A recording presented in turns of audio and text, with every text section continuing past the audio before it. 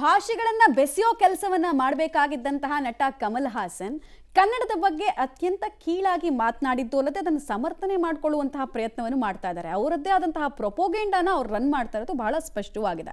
ಇದರಿಂದ ಜನರಿಗೂ ಒಂದು ಪ್ರಶ್ನೆ ಮೂಡ್ತಾ ಇದೆ. ಕನ್ನಡ ಭಾಷೆಯ ಇತಿಹಾಸ ಎಷ್ಟು ಸುದೀರ್ಘವಾದದ್ದು, ತಮಿಳು ಭಾಷೆ ತಮಿಳಿಗರು ಹೇಳುವಂತಹ ಅಷ್ಟು ಹಿಂದಿನ ಪ್ರಾಚೀನ ಭಾಷೆನ ತಾಯಿ ಮಗಳ ಸಂಬಂಧ ಅಂತ ಹೇಳ್ತಾ ಇರುವಂತಹ ತಮಿಳಿಗರ ವಿಚಾರ ನಿಜವಾಗ್ಲೂ ತರ್ಕಕ್ಕೆ ತೆಗೆದುಕೊಂಡಾಗ ಅದರಲ್ಲಿರುವಂತಹ ತೂಕ ಏನು, ಎಲ್ಲದರ ಬಗ್ಗೆ ಸಮಗ್ರವಾಗಿ ನಾವು ಮಾಹಿತಿ ಕೊಡ್ತೀವಿ. ನಮ್ಮ ಜೊತೆಗೆ ಗೆಸ್ಟ್ಗಳು ಕೂಡ ಜಾಯಿನ್ ಆಗ್ತಾರೆ. ತಮಿಳಿನಿಂದ ಕನ್ನಡವ, ಕಮಲ್ ಹಾಸನ್ ಸೊಕ್ಕಿನ ನುಡಿ, ಕನ್ನಡದ ಬಗ್ಗೆ ಹಗುರ ಮಾತು. ತಮಿಳು ನಟ ಬೆಲೆ ಕಳ್ಕೊಂಡಿರೋದು ಈಗಾಗಲೇ, ಮುಂಚೆನವ್ರಿಗೆ ಬೆಲೆ ಇರಲಿಲ್ಲ, ಅದು ಬಿಡಿ, ಅದು ಬೇರೆ ವಿಷಯ. ಹದ್ದು ಮೀರದಿರಿ, ಹುಷಾರ್, ಕ್ಷಮೆ ಕೇಳಿ ಅಂತ ಕನ್ನಡಿಗರು ಕೇಳ್ತಾ ಇದ್ದಾರೆ.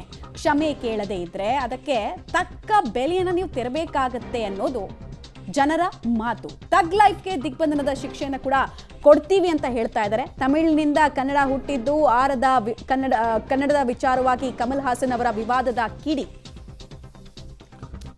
ಅವರಿಗೆ ಒಂದು ಡೆಡ್ಲೈನ್ ಅನ್ನ ಕೊಟ್ಟಿದ್ರು ಕನ್ನಡ ಪರ ಸಂಘಟನೆಯವರು, ಕ್ಷಮೆ ಕೇಳಬೇಕು ಇವತ್ತಿನ ಒಳಗಾಗಿ ಅಂತ. ಬಟ್ ಅವರು ನೆನ್ನೆನೆ ಉತ್ತರ ಕೊಟ್ಬಿಟ್ಟಿದ್ದಾರೆ, ಕ್ಷಮೆ ನಾನು ಕೇಳಲ್ಲ, ಕ್ಷಮೆ ಕೇಳುವ ಮಾತಿಲ್ಲ ಅಂತ ಕಮಲ್ ಹಾಸನ್ ಮೊಂಡಾಟವನ್ನ ಮಾಡಿದ್ದಾರೆ. ನಾನು ಹೇಳಿದ್ದು ನನ್ನ ಪ್ರಕಾರ ಸರಿ, ನಾನು ಕ್ಷಮೆಯನ್ನ ಕೇಳಲ್ಲ. ಇತಿಹಾಸಕಾರರು ಭಾಷಾ ನಿಪುಣರಿಂದ ತಿಳಿದೇ ಮಾತನಾಡಿದ್ದು. ಯಾರಪ್ಪ ಇವರಿಗೆ ಇತಿಹಾಸಕಾರರು ಭಾಷಾ ನಿಪುಣರು ಹೇಳಿಕೊಟ್ಟಿದ್ದಾರೆ? ಒಂದು ಸ್ವಲ್ಪ ಅವ್ರನ್ನಾದ್ರೂ ನಾವು ಮಾತನಾಡಿಸ್ಬೇಕು. ಅದೇನು ಅವ್ರ ಹತ್ರ ಅದಕ್ಕೆ ಸಾಕ್ಷಿಗಳಿದೆ ಅಂತಕ್ಕಂಥದ್ದಕ್ಕೆ. ವಿವಾದವನ್ನು ಅವರವರ ಭಾವಕ್ಕೆ ಬಿಡ್ತೀನಿ ಅಂತ ತಮಿಳು ನಟ ಅವರು ನಿನ್ನೆ ಮಾತನಾಡಿದ್ದಾರೆ. ಕೇರಳಕ್ಕೆ ಹೋಗಿದ್ರು ನಿನ್ನೆ ಸಿನಿಮಾ ಪ್ರಮೋಷನ್ಗೆ. ಕೇರಳಕ್ಕೆ ಹೋದಂತಹ ಸಂದರ್ಭದಲ್ಲಿ ಆಮೇಲೆ ಎಲ್ಲದಕ್ಕಿಂತ ನನಗನ್ಸಿದ್ದು, ರಾಜಕಾರಣಿಗಳು ಭಾಷೆ ಬಗ್ಗೆ ಮಾತಾಡಬೇಡಿ, ನಿಮಗೆ ನಾಲೆಡ್ಜ್ ಇಲ್ಲ ಅಂತೆಲ್ಲ ಹೇಳಿದ್ದಾರೆ. ಹಾಗಾದರೆ ಸಿದ್ದರಾಮಯ್ಯನವ್ರು ಮಾತನಾಡಿದ್ದಾರೆ, ಆಯಿತಾ, ಎಂ ಬಿ ಪಾಟೀಲ್ರು ಮಾತಾಡಿದ್ದಾರೆ, ಆರ್ ಅಶೋಕ್ ಮಾತನಾಡಿದ್ದಾರೆ. ಇವ್ರಿಗೆ ಯಾರಿಗೂ ನಾಲೆಡ್ಜ್ ಇಲ್ಲ ಅಂತ ನೀವು ರಾಜಕಾರಣಿಗಳನ್ನು ಕೂಡ ಹಂಗಿಸ್ತಾ ಇದ್ದೀರಾ. ಬೇರೆ ಬೇರೆ ಸಂದರ್ಭದಲ್ಲಿ ನಿಮ್ಮ ತಮಿಳು ರಾಜಕಾರಣಿಗಳು ತಮಿಳು ಭಾಷೆ ಬಗ್ಗೆ ಮಾತನಾಡಿದಾಗ ಅವ್ರಿಗೂ ನಾಲೆಡ್ಜ್ ಇಲ್ಲ ಅಂತನ ಅರ್ಥ ಆಗ್ತಿಲ್ಲ. They are confusing the issue. I think what I said was said out of love and with a lot of historians who have taught me language history, and that I didn't mean anything. And let me tell you, Tamil Nadu is a place which has been open.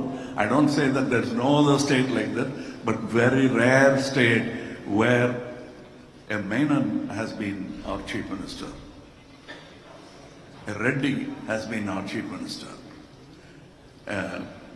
a Tamilan has been chief minister, then a Kannadiga Iyengar has been our chief minister from Mandya.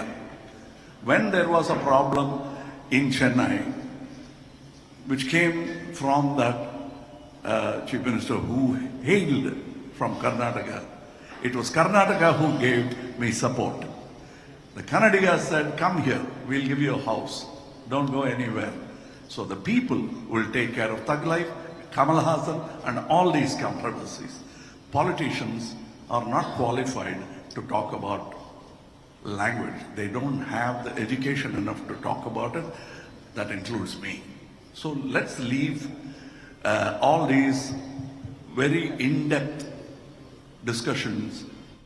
ಇದು ನಿನ್ನೆ ಕೇರಳದಲ್ಲಿ ಕಮಲ್ ಹಾಸನ್ ಅವರು ಕೊಟ್ಟಂತಹ ಸ್ಪಷ್ಟೀಕರಣ. But ಅವರು ನಾನು ಕ್ಷಮೆ ಕೇಳಲ್ಲ ಅಂತಕ್ಕಂಥದ್ದನ್ನು ಹೇಳಿದ್ದಾರೆ. ಜೊತೆಗೆ ಅವರು ಇನ್ನೂ ಒಂದು ಮಾತು ಹೇಳ್ತಾರೆ, ಏನಂದರೆ ನನಗೆ ಗೊತ್ತು ನನ್ನ ಸಿನಿಮಾವನ್ನು ಕನ್ನಡಿಗರು ನೋಡೇ ನೋಡ್ತಾರೆ ಅಂತ.